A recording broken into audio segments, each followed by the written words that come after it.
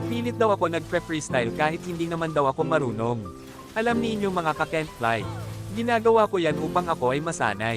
Dahil alam ko na hindi ako kagalingan gaya ng iba dyan. Kaya pilit ko itong pina-practice, para maging maganda na rin tignan. At smooth yung mga cable ko kay Panisoon. Kaya more practice pa ang kailangan ko para maging mahusay.